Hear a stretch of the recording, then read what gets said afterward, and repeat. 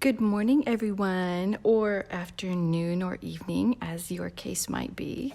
I am here today to just do like kind of a little mini workshop on making a mandala. So just like the really basics of it, just as like a quick little mini kind of workshop. Let me have a couple of seconds just to let a couple people pop on. I'm going to bring up the video on my iPad so I can see if you have questions, because I can't really see them as they come up on my phone too much. There's the way it's situated to be able to watch video. Hopefully that'll work and I can actually see comments as they come up on the iPad. Anyway,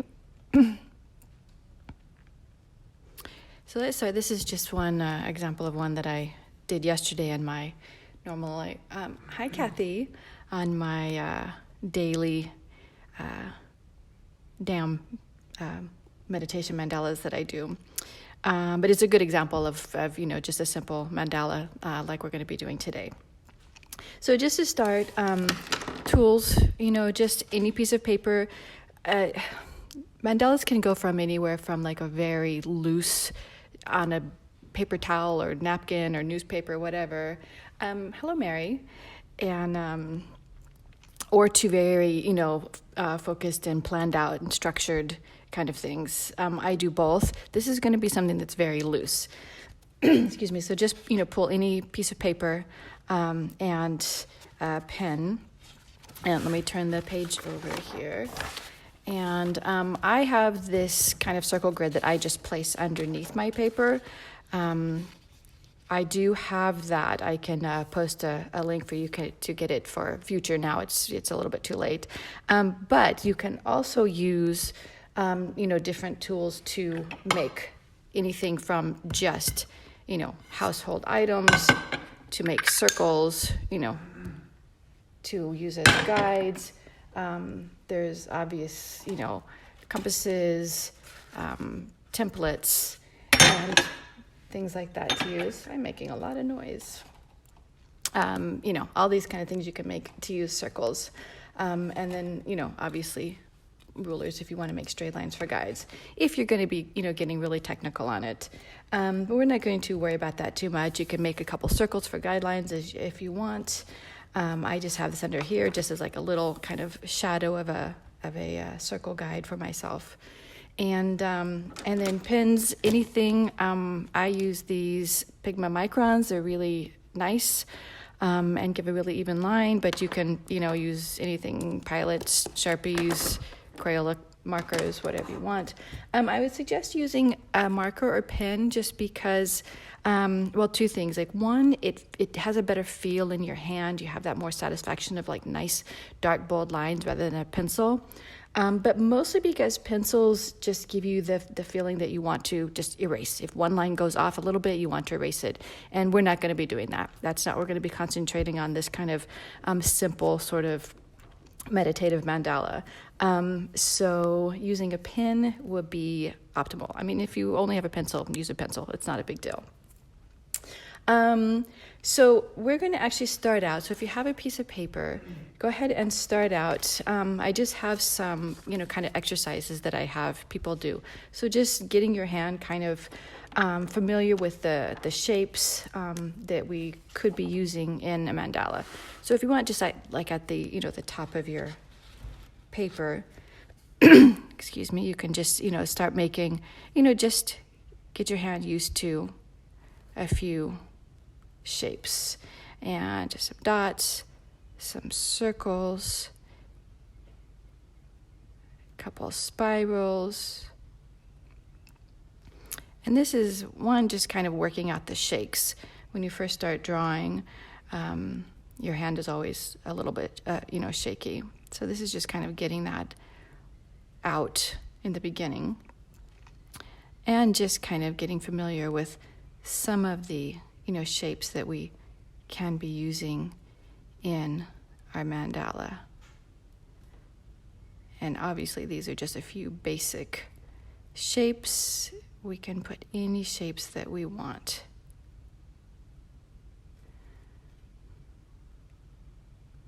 And some are a little bit more complex than others. And again, we're not worrying about being perfect at all. We're just kind of taking our time and focusing on the lines that we're drawing. So this is basically, some of the things, and we can do all kinds of, combinations. You can start layering and things like that. But there, I'll just do just that quick little exercise just to get your hand kind of warmed up, and then we can go ahead and start. Now, I don't know if everybody actually knows what mandala is. A mandala is, the word itself is kind of loosely translated to mean circle, because it's, traditionally, made in a circle shape, concentric circles going out. And there's, mandalas, you see them in all cultures in all parts of the world. But typically what we think of a mandala is based on the mandalas that the Buddhists used to make, still make, I suppose, but, traditionally what they used to make to help them meditate. And to meditate, more specifically a lot of times on just sort of impermanence and the, impermanent state of being. Things change, things are always changing. In fact, that they would make the mandalas in sand, and they would spend weeks making these huge mandalas in sand. And then when they were done, they would just, brush off the sand as an, extra exercise in impermanence. But anyway, so let's get started. So the first thing we want to do is obviously start in the middle. Excuse me. And we start in the middle and work our way out. And you can either, put in a lot of details as you start, or you can build a, kind of a full sort of skeleton of mandala and go back and put in details later.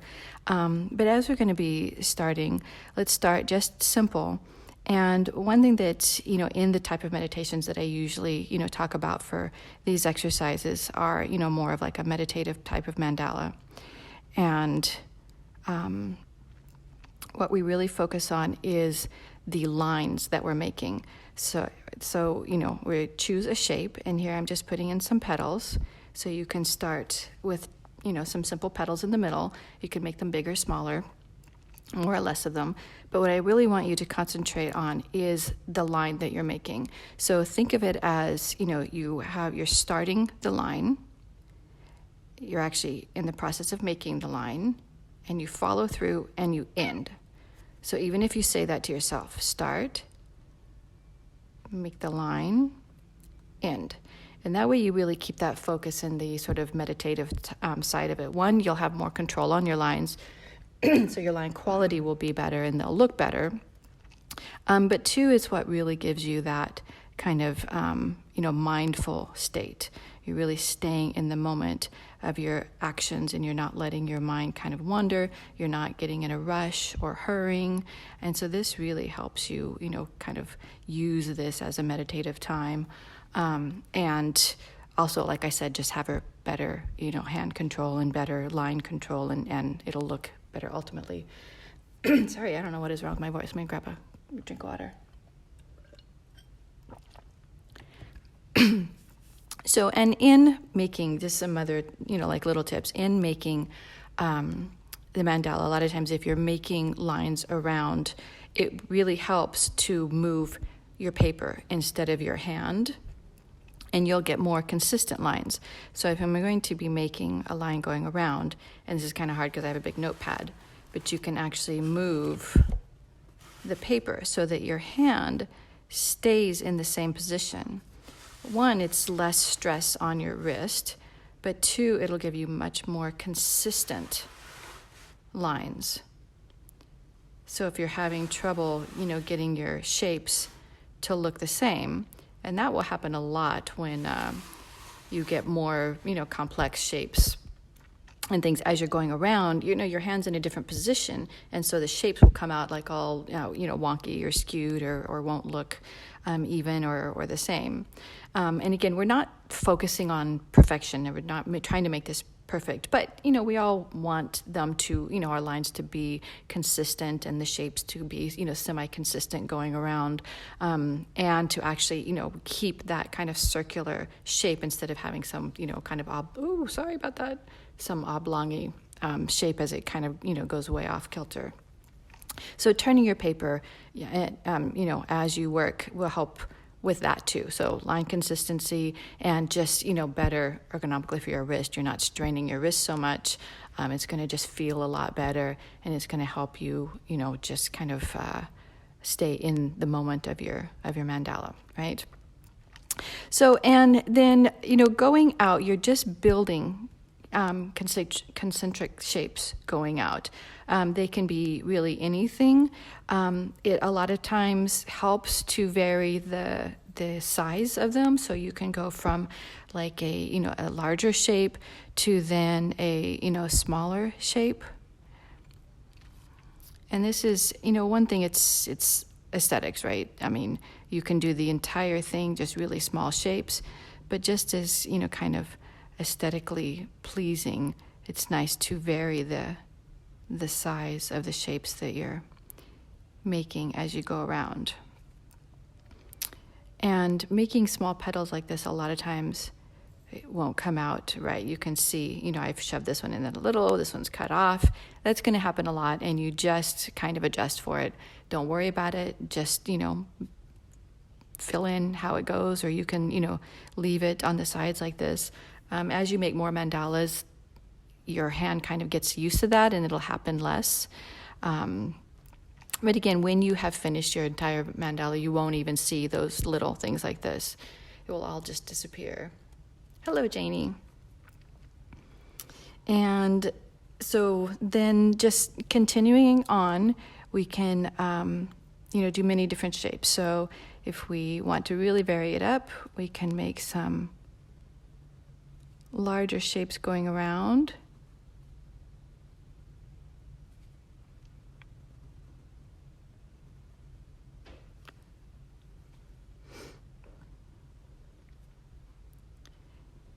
And again, especially with shapes like these, like I'm not turning my paper because it's difficult on, you know, to do it on camera.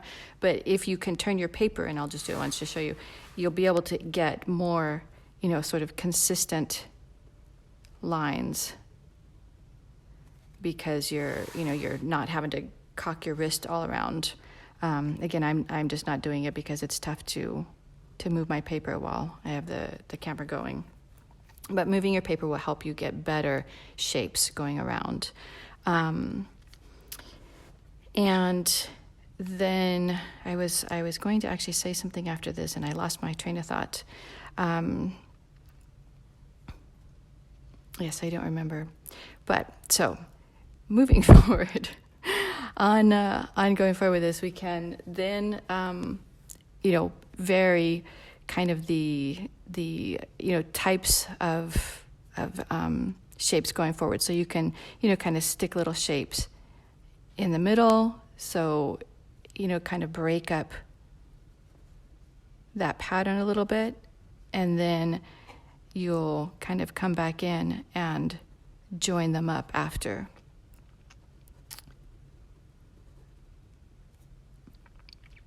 And you can, you know, follow along on the exact shapes that I'm making, or you can just go and, you know, go on your own and make different shapes that you would like at this point.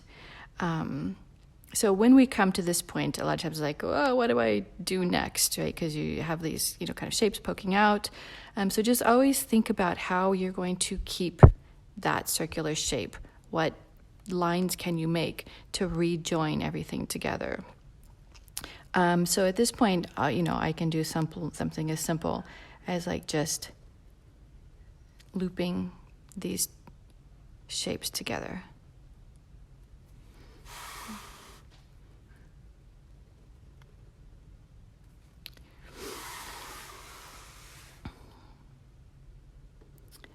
And I'll try not to turn it too much because you'll just get dizzy. And so then there, now we have our circle shape coming back together. And then a lot of times it's nice to double up lines to vary things. So I can just put a second line inside of this first line that I made. Now again, remember as you're going to focus on your lines. Okay, so we start our line, we're making the line, and we end our line. This helps you make better lines and just helps you keep that kind of mindfulness going on throughout the mandala, and kind of keeping in the purpose of making these kind of mandalas is sort of a form of meditation. That's why I started making mandalas myself, is because I couldn't meditate in a traditional sense. But while making mandalas, I can spend literally hours, which is, I do not recommend. This is not good for your arm and shoulder. But I can just spend so long making mandalas, and they're just really focusing, and it just really, I'm able to kind of just really concentrate and be mindful of the lines that I'm making. And for me, that's a really nice form of meditation, because I'm not, thinking about all the 1,000 things I have to do, or all the crazy things that are going on and things like that. So it's really a good time to just, give your brain a kind of a break. And ultimately, you get to let out some creativity, right? Because you're, with just simple lines and shapes, you're making something that's really creative and really beautiful. And, without having to have any artistic ability at all. Basically, if you can draw lines and circles and triangles, you can make a mandala. And granted, your lines will probably look more shaky and uneven and things like that than mine, but I've made literally hundreds of mandalas. So you definitely get better with time. Your spacing will get better. You'll be able to space things out. Your eye gets used to that. You get a lot of muscle memory in making the shapes and making the lines. So it's easier to make them. You get better at putting in combinations. And it's always amazing to me, people will have very individual styles. So, when I do workshops, and usually I don't have people copy the ones I'm making exactly. We'll do one simple one together, and then I'll have them do one of their own. And it's always so incredible to me, the variety of different styles. Some people will be very geometric. Some people will, be very botanical. Some people will have very, tight, intricate designs. Some people will be very loose and open. It really is, just a chance to be very creative and express kind of your personality and what you like and what's aesthetically pleasing and shapes and things like that to you. And in the end, they all come out really just as beautiful. And so how long have we been going here? So we can go further. So I don't know how long everybody has to hang on and come with me. Oh, hello, Sarah. Of course, you are very welcome. Thank you for joining in. Let's see, we'll do, what other shape can I show you? Oh, another thing that you can do is kind of just start again. I will do that a lot of times. I'll actually make another circle that goes, and you can use a template for this if you want, or you can just kind of draw as good as you can the circle going around. So you're just sort of regrouping from, I need to turn. Some lines are almost impossible to do without turning the page. And you can see, mine is not perfect either. This side is very flat. And I'm a perfectionist too. So one thing that mandalas has done for me is really allowed me to work through that perfectionism. especially working with a pen and not a pencil, because if you make a mistake, you just let it go. You don't worry about correcting it or starting over or anything like that. It just, a lot of times I will ignore it and you don't even notice it at the end of the design, or I'll just go with it. If something like looks really wonky, then I'll just continue and make all of them look really wonky to go along with it. So if you have problems with perfectionism, mandalas are an amazing way to practice getting through that and not being such a perfectionist on things, and being able to just let go and enjoy things as they are, and actually maybe incorporate those things into what you're doing. So then what I was going to do is just introduce the different shapes on here going around. So you can make like sort of double shapes. And these are nice ones. So this kind of shape is going into a little bit more of the Mendy shapes. If anybody knows like Mendy or like henna designs, they do a lot of these type of shapes in there. So you can do, and I have done entire mandalas using Mendy shapes, and they are really beautiful and organic. So again, if you notice, I'm like, taking my time making these shapes. So I start, I make the shape, and I end. And you can find, especially making these repetitive shapes, it starts to become a little bit of a challenge. But that's, I still think, very much part of the process of that keeping mindful and meditative is when you feel yourself starting to, to not think about your line, and you just start going quicker or getting a little sloppy on the line, bring yourself back. Stop yourself and think, okay, start, make the shape, stop. Start, make the shape, stop. And again, it's not about making a perfect shape. It's just about making that shape in a mindful way. So you're really focusing on the shape, keeping your mind really engaged in what you're doing. And so we'll continue. Now, this is one of the things going around.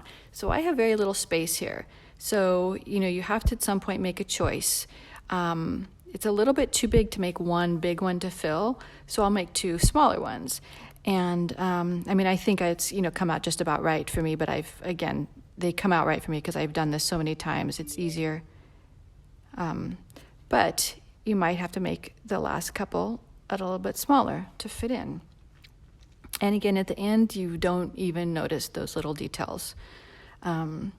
So once I come to this point, what I'm going to do is I'm going to just outline those shapes that I did. Looking at a comment, Dana, perfectionist, that's me. I used to call it then. Yeah, it's, I really struggle with the perfectionism, but I have gotten so much better because of mandalas, where I can just, kind of let go. And, I do a lot of more fine art mandalas, so as finished artwork. And two things. One, I have, made large mistakes in them in the past, but honestly, nobody notices but me. And I don't even notice it first. I usually find out, I notice it after I'm finished. I'm like, oh my gosh, how did I, but nobody else sees it. But also I find that, especially with those mandala apps that you can get now, which are great. I love playing with those mandala apps too. It's just so satisfying to see all the shapes come up at once. But it's not quite the same experience. But with my actual artwork, because of those apps, sometimes I will make things purposely, have a mistake, uneven or unequal or things like that, because then that shows that mandala was done by hand. And I took the time each, with my own hand to draw each shape. And so doing that with your own hand, there's going to be differences and little mistakes and unevenness and things like that. And I think that's really part of the beauty of handmade mandalas, and really makes them distinctive from the computer ones, which again are beautiful. I've actually done mandalas on my iPad on Procreate. There's a drawing program on iPad. I've done them with my Apple Pen, and I actually don't like them doing as much with that, because just like a pencil, I find myself obsessing over making all the lines perfect. And so I'll draw a line, undo, draw a line, undo. I'm like, it's driving me crazy. So, it sort of more aggravates my perfectionism doing them on my iPad, doing them digitally. But if any of you are interested in the apps, I can't remember the apps that they use. They're like from the App Store kind of thing. And it's just kind of to make different, you can make mirror shapes and mandala shapes and all kinds of things. They're actually really fun to play with. So let's see. We can continue on and make maybe some larger shapes. A lot of my mandalas I like to finish with these kind of larger shapes. It almost gives it like a nice border. And again, this is all just the skeleton of the mandala, right? We will go in after and put lots of details and fill in if you want. I mean, they're beautiful like this too. You can leave them just in this stage.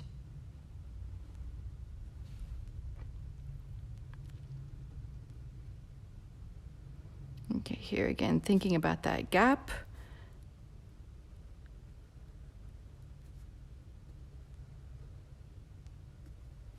There we go.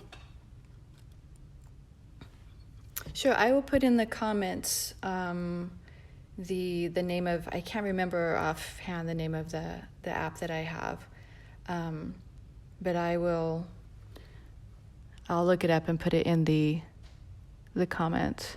The app that I have. No, sorry. But I will. Trying to just look at the comments on my iPad, but it's not working. Nope. Sorry. Sorry. I'm getting double here. Sorry about that.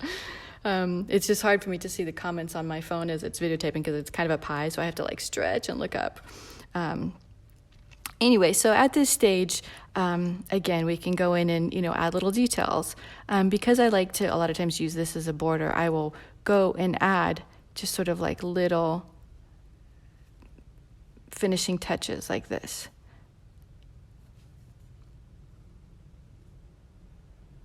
And and that just gives it kind of like just a little sort of finishing touch that's really nice.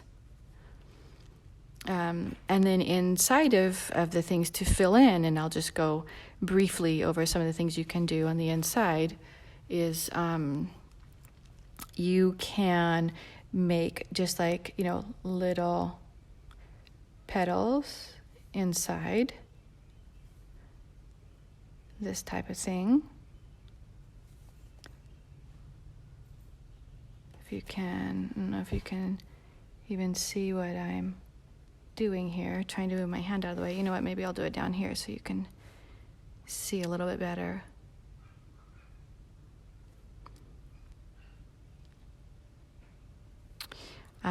You can make sort of radiating lines going out.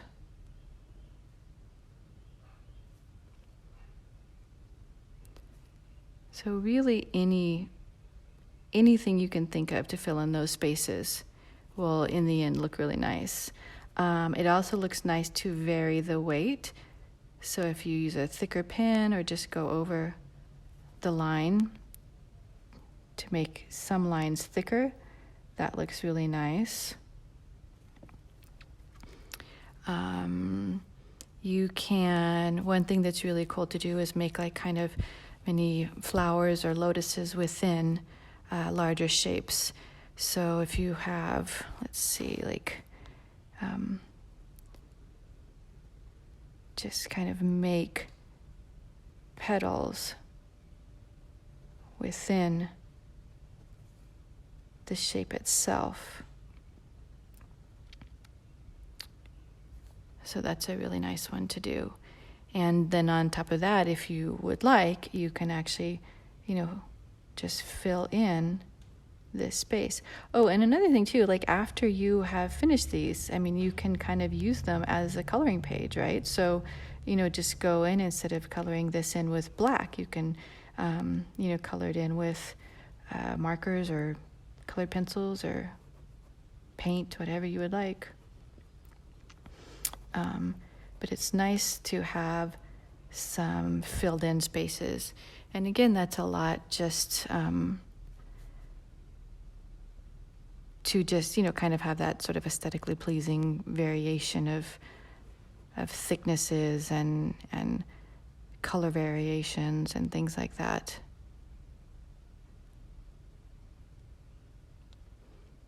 And another piece of sort of mindful advice is filling in these spaces like this. Again, just being mindful of the space. We tend to get a little bit bored of filling in and we start scrubbing. And that's not a very mindful way to fill in the space. I will do several things. One, I like to, just do a continued outline. So I'll just keep outlining the space until it gets smaller and smaller. Or I just, just do a like slow, methodical filling in of the space. And it can be a very boring exercise to fill in spaces, or it can be very mindful exercise, depending on how you kind of put your mind to it when you're filling in the space. So in this, we'll put little centers.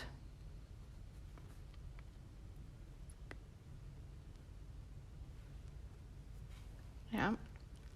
Another thing to do that's nice too, and especially if you kind of like to go in a more botanical sense, is if you sort of just do, like leaf shapes. Those always look really nice in mandalas. So you see how suddenly you go from just basic shapes, go around a circle, and then the little details you put in really brings it to life. And suddenly you have, a beautiful piece of art from just making lines and simple shapes. And so many different variations of what you can do to fill in the space. Anyway, I think I have been going, oh my gosh, yeah, so over half an hour now. So I will get ready to log off now. Does anybody have any questions?